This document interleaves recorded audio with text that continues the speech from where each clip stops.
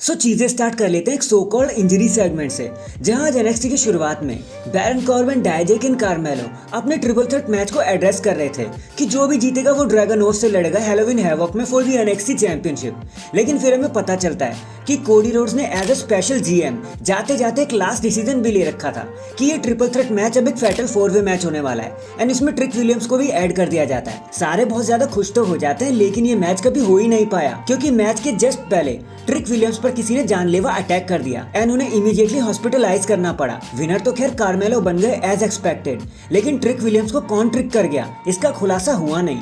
वैसे मेरा मानना तो यह है कि इट्स ब्रॉन ब्रीकर। बाकी आगे देखते हैं कि ये सीरियस अटैकर आखिर कौन निकलता है। तो आप देख रहे हैं रेसलमैनिक्स एंड सब्सक्राइब करना तो बनता है। तो मंडे नाइट रॉ का सीजन प्रीमियर तो अब एंड हो चुका है, दो चैंपियनशिप्स भी यहाँ पर ऑन द लाइन थी। तो आपको क्या लगा कि डब्ल्यूडब्ल्यूई की व्यूअरशिप ने आसमान छू लिया होगा? लेकिन नहीं, उल्टा डब्ल्यूडब्ल्यूई के हालात तो पिछले हफ्ते से भी डाउन होकर नीचे आ गए क्योंकि इस हफ्ते मंडे नाइट रॉ को मिली जस्ट 1.482 मिलियन की व्यूअरशिप, जो पिछले हफ्ते से भी काफी नीचे है। ऊपर से लास्ट आवर में तो डब्ल्यूडब्ल्यूई का दिवाला ही निकल गया, मतलब तीसरे घंटे में 1.4 मिलियन से भी घटकर नीचे आ गई व्यूअरशिप एंड डब्ल्यूडब्ल्यूई को मिली 1.37 मिलियन की व्यूअरशिप। बट हाँ, डेमोग्राफिक पर तो 0.44 की रेटिंग के साथ 0.1% महज डब्ल्यूडब्ल्यूई आगे चल रहा था पिछले हफ्ते से, लेकिन ओवरऑल तो रॉ स्ट्रगल करता हुआ ही नजर आया। अब क्या करें यार, मंडे नाइट रॉ के हालात तो कभी सुधरने का नाम ही नहीं लेते। चाहे बड़े मैचेस रख लो, चाहे बड़े स्टार्स बुला लो, कोई भी इंटरेस्टेड नहीं होता उसमें। नेक्स्ट रे मिस्टेरियो से जब इंटरव्यू के दौरान पूछा गया कि डोमिनिक मिस्टेरियो तो देखो मेन रोस्टर पर आकर धमाल मचा रहे हैं, तो क्या लगता है आगे कभी फ्यूचर में आपकी बेटी आलिया डब्ल्यूडब्ल्यूई की पिक्चर्स में नजर आएंगी? तो रे मिस्टेरियो ने इसका सीधा सीधा जवाब दे दिया और कहा कि देखो मैं नहीं जानता, मैंने तो अभी अपनी बेटी को ट्रेन करना शुरू भी नहीं किया, उनसे बात भी नहीं करी इस मामले में एंड ये मेरा डिसीजन तो हो भी नहीं सकता। ये खुद उन्हीं का ही डिसीजन होगा कि उन्हें आगे चीजें कैसे चलानी है। मैं हमेशा से उनका सपोर्ट करता रहूंगा, लेकिन फिलहाल ये डिसीजन तो उन्हीं को लेना है। शायद चीजें जरा सी डिफरेंट होते हुए नजर आ जाए यहाँ से, क्योंकि डॉम डॉम को तो आप सब जानते ही हो, उन्होंने अपने फादर के फुट स्टेप को फॉलो करना जरूरी समझा। लेकिन आलिया का प्लान यहाँ से अलग है, वो तो अपने माँ के फुट स्टेप को फॉलो करना चाहती हैं। तो ये भी ठीक है यार, इट्स टोटली अप टू हर।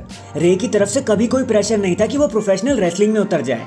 वैसे उनकी बातों से तो ऐसा लग रहा है कि आलिया ज्यादा इंटरेस्टेड नहीं है रेसलिंग करियर में, वो तो शायद अपनी मॉम की तरह मेडिकल पर्सन बनना चाहती हैं, वही प्रेफर भी करेंगी। लेकिन लेट्स सी यार, कुछ भी बदल सकते हैं रेसलिंग फैमिलीज में, देखते हैं आगे क्या होगा। इसके बाद एमएमए आवर को इंटरव्यू देते हुए रे मिस्टेरियो ने ये भी क्लियर कर दिया कि देखो मेरी एज अब 48 साल की हो चुकी है एंड अगले साल में 49 ईयर्स का हो जाऊंगा और 50 ईयर्स का भी हो जाऊंगा। लेकिन भले ही मैंने यूनाइटेड स्टेट चैंपियनशिप जीत ली अपने इस पॉइंट ऑफ करियर में भी, लेकिन इससे ज्यादा टाइम तक मैं रेसलिंग नहीं करना चाहूंगा। अगर करेंटली आप मुझसे पूछोगे ना और कहोगे कि मैं कब तक लड़ूंगा, तो सिर्फ 2 से 3 साल ही मैं रेसलिंग करना चाहूंगा।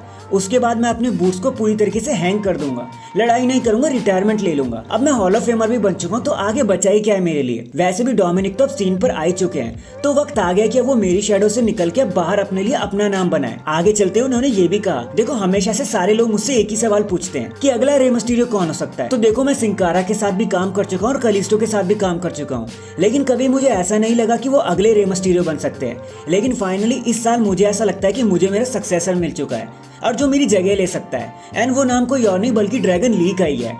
और उन्हें तो यहाँ तक कह दिया कि उनके जाने के बाद अगले रे मिस्टेरियो ड्रैगन ली ही बन सकते हैं। वैसे हम आपकी बात की पूरी रिस्पेक्ट करते हैं रे मिस्टेरियो, लेकिन हमारे दिलों में आपकी जगह कोई नहीं भर सकता, कोई नहीं ले सकता, चाहे फिर दुनिया में कितना भी बड़ा लूचाडोर क्यों ना आ जाए। आपका जाना हमें हमेशा से चुभता रहेगा। लेकिन आप क्या रे मिस्टेरियो की ऐसी एग्जिट से खुश हो पाओगे?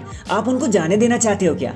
कमेंट करके जरूर बताना। In the end the world strongest man Mark Henry को तो गुस्सा ही आ गया जॉन सीना पर। देखो उन्होंने ये कह दिया कि यार जॉन सीना ने एले नाइट को पूरी तरीके से ओवरशैडो कर दिया। पिछले हफ्ते स्मैकडाउन पर जब Roman Reigns and LA Knight जैसे सुपरस्टार एक दूसरे के सामने थे, तो सीना भी बैकग्राउंड में अपने फेशियल एक्सप्रेशन दिए जा रहे थे, जो काफी ज्यादा ओवर एक्टिंग जैसा लग रहा था। जॉन सीना ने एले नाइट के मूवमेंट को पूरी तरीके से चोरी कर लिया। जितना एपिक वो हो सकता था ना, वो जॉन सीना की वजह से नहीं हो पाया क्योंकि जॉन सीना वहां पर थे। जॉन सीना को एक मोमेंट पर वहां से चले जाना चाहिए था ताकि सारा सेगमेंट एले नाइट और रोमन रेंस के बीच हो पाता और सारी स्पॉटलाइट एले नाइट को मिल जाती। सीना के एक्सप्रेशंस बार बार लोगों का ध्यान उनकी तरफ लेकर जा रहे थे, एले नाइट की तरफ से हटा रहे थे। ऐसा ही एक बारी मेरे और रॉन सिमंस के बीच में भी हुआ था, जहाँ रॉन सिमंस ने जब मुझे वो एफ वर्ड बोल दिया था ना, तो मैंने गुस्से में उनकी सारा अटेंशन अपने तरफ ले लिया था, जो कि हालांकि मुझे नहीं करना चाहिए था, लेकिन वो हो गया गुस्से में। सो लॉन्ग स्टोरी शॉर्ट, अगर जॉन सीना वहां पर नहीं होते ना तो बेटर होता। वैसे गाइस बहुत से लोग मार्क हेनरी की बात से हामी भी भरते हैं। आपको क्या लगता है, जॉन सीना को वहाँ होना चाहिए था या नहीं? क्या व्यूज है आपके, कमेंट करके बताना जरूर। So that is it guys, आज के लिए बस इतना ही। देखो रे मिस्टीरियो ने तो अपनी एग्जिटिंग की बात कर ही दी है, लेकिन क्या हम तैयार हैं? और क्या ड्रैगन ली उनकी जगह ले पाएंगे? कमेंट करके बताना जरूर, मैं क्यूरियस रहूंगा। एंड चैनल पर नया है तो चैनल को जल्दी से लाइक एंड सब्सक्राइब कर दो। बाकी मैं मिलता हूँ आपसे किसी और अपडेट के साथ, तब तक के लिए अपना ख्याल रखें और खुश रहें।